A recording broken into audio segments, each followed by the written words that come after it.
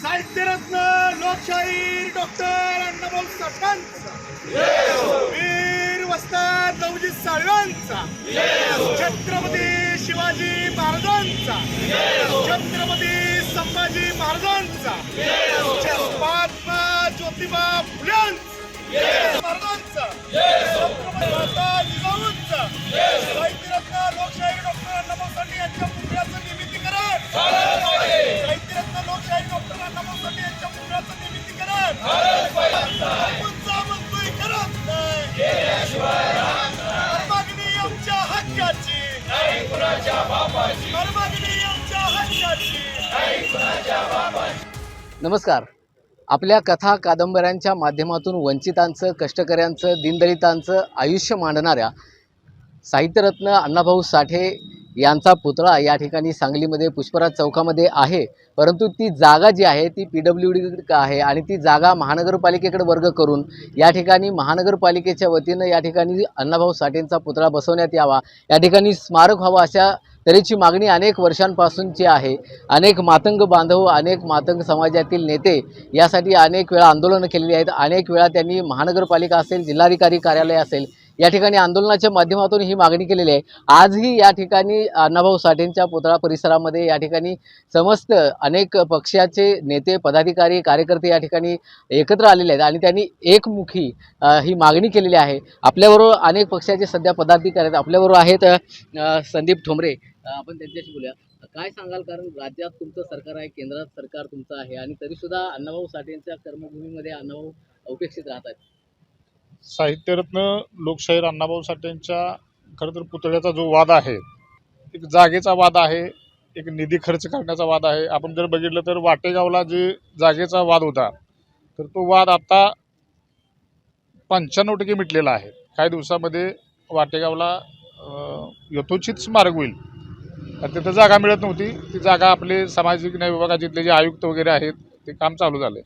सांगली शहरातला जो विषय आहे, खरं तर या ठिकाणी 2 ठिकाणी पुतळे बसवले होते. एक ठिकाणी झुलेलाल चौकात बसवला होता सिंधी समाजाचा, तिथं आपण हे केलं, तिथला काढला आणि परत इथं पुतळा बसवला. खरं तर ही जो सरकारी है वो हमारी है, सरकार परतच आहे, पण जो सरकारी है वो हमारी है, ही बाबासाहेबांचं जे वाक्य आहे, आम्हाला काहीच नाही म्हणून आम्ही सरकार आहे म्हणून आम्ही सरकारी जागा धरली. इथं आम्ही मान सन्मान करत असताना जो शासनानं केला नाही तो आम्ही करायला लागलो आणि इथं करताना आमच्या असं लक्षात आलं की याच्यामध्ये तुम्ही इन्व्हॉल्व व्हायला पाहिजे. असे अनेक महाराष्ट्रामध्ये पुतळे अनधिकृत आहेत, पण महामानव अनधिकृत नाहीत. त्यांचे विचार ह्या सगळ्या गोष्टी पुढे याव्यात म्हणून ही मागणी होती की इथंच करा. परंतु आता इथं उपमहापौर येऊन गेले, त्यांनी एक चांगली बाजू सांगितली, एक नाण्याची दुसरी बाजू सांगितली की आम्ही स्मारकाला आयुक्तांच्या बंगल्याच्या बाजूला जी जागा आहे खरं तर त्या ठिकाणी सुद्धा चांगलं स्मारक होऊ शकतं आणि करायला काय अडचण नाही. आता 25 ते 50 लाखाचा निधी, एकदा 50 लाखाचा निधी आलेला माघारी गेला. शासन कमी पडते असं नाही, निर्णय आणि निर्णयांची अंमलबजावणी खुर्चीवर बसणाऱ्या लोकांची खरं तर ही इथं कमी पडलेली आहे. आज ही परिस्थिती आहे. आज इथं सगळ्या समाजातले सगळे समाज बांधव आहेत, सगळ्या पक्षाची लोक आहेत. जर अण्णाभाऊंच्या जन्मभूमीला आणि कर्मभूमीला जर साजेस एखादी सिस्टीम होत असेल, त्यांना जर न्याय मिळत असेल तर निश्चितपणानं आम्ही कुठं काय नाही, आम्ही 2 पावलं पुढं जसं आलोय तसं 2 पावलं मागं पण आलोय. आमच्यावर गुन्हे दाखल होताना अनेक लोक गुन्हे घ्यायसाठी पुढे गेली आणि अण्णाभाऊंचा जर सन्मान होत असेल तर 2 पावलं आम्ही मागे यायला सुद्धा काय हरकत नाही. आपल्याबरोबर शिवसेनेचे जिल्हा प्रमुख आहेत शंभूराज काटकर. आपण त्यांच्याशी बोलूया. काय सांगाल, काय वाटतं एक पक्षाचे पदाधिकारी, जिल्ह्याचा पदाधिकारी म्हणून काय भूमिका राहणार आहे आपलं? अण्णाभाऊंचं स्मारक व्हायला कुणाचाच विरोध असायचं कारण नाही. आता वक्त्यांनी सांगितलं की जो सरकारी आहे वो हमारी आहे.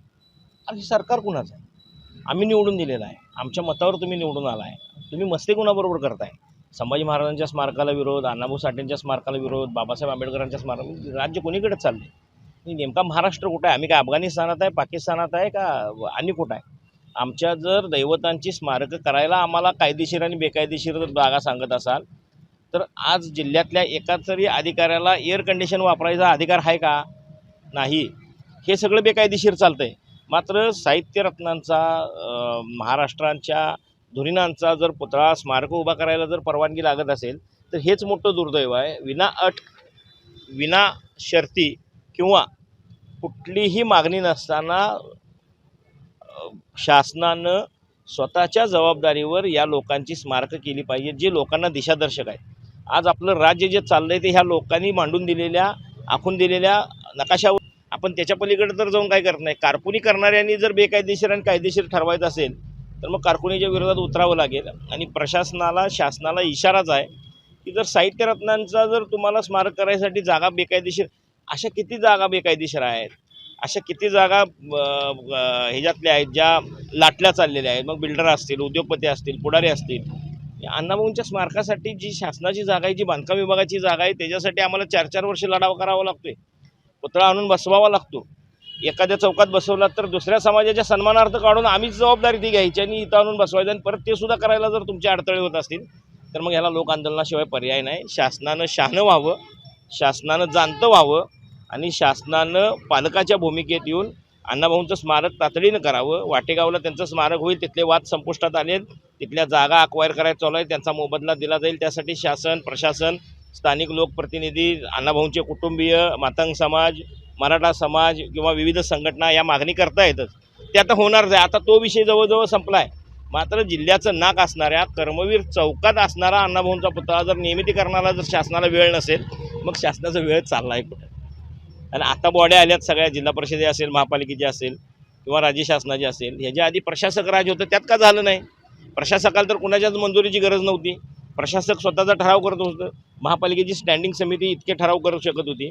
बांधकाम विभागाच्या अधिकाऱ्यांना एक कंबाईन मिटिंग घेऊन बांधकाम विभाग आणि महापालिका दोघांच्या चर्चेतनं जर मार्ग निघत असेल आणि इतक्याच पातळीवर निघत असेल तर मग वरपर्यंत जायचं कशाला? आता इशारा काय राहणार आहे? इशारा स्मारक नाही झालं तर लोक आंदोलन. आपल्याबरोबर मातंग समाजाचे नेते आहेत प्रशांत सदामते, आपण त्यांच्याशी बोलूया.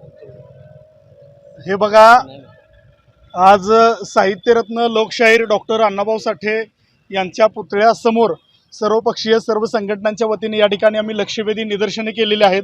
प्रामुख्यानं अनेक वर्षापासूनची सर्वपक्षीय सर्व संघटना तसेच मातंग समाज बांधवांची एक मागणी आहे की जो पुष्करा चौकामध्ये साहित्यरत्न लोकशाहीर डॉक्टर अण्णाभाऊ साठे यांचा पुतळा आहे, या पुतळ्याची जी आहे ही जागा प्रशासनाने अधिकृत करावी आणि या ठिकाणी भव्य असा या ठिकाणी साहित्यरत्न लोकशाहीर अण्णाभाऊ साठे यांचा पुतळा या ठिकाणी साकारण्यात यावा, ही आमची प्रामुख्यानं मागणी आहे.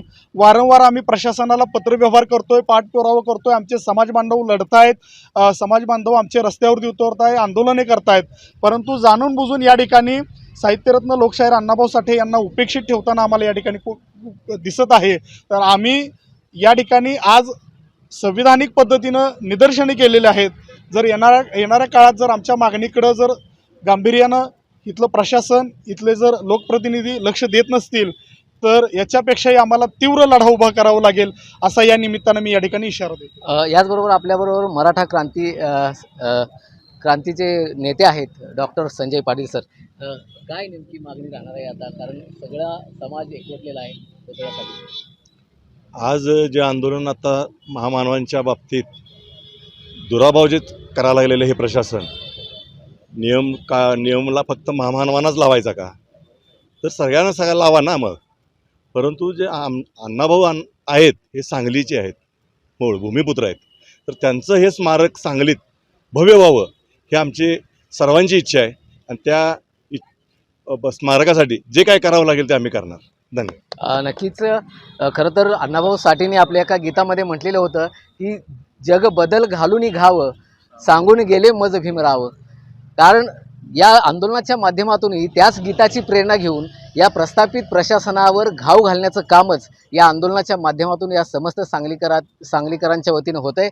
आणि नक्की महानगरपालिका असेल किंवा PWD असेल यांच्याकडून इथून पुढची भूमिका, इथून पुढची कारवाई काय होते हे पाहणं खरं उचित ठरणार आहे. मोहन राजमाने, नवराष्ट्र न्यूज, सांगली.